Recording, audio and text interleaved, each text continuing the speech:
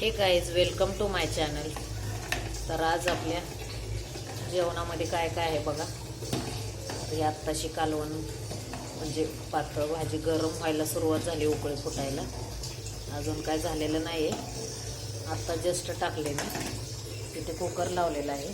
ती मेथीची भाजी करून ठेवलेली आहे. तिथे पीठ मळायचं चालू आहे.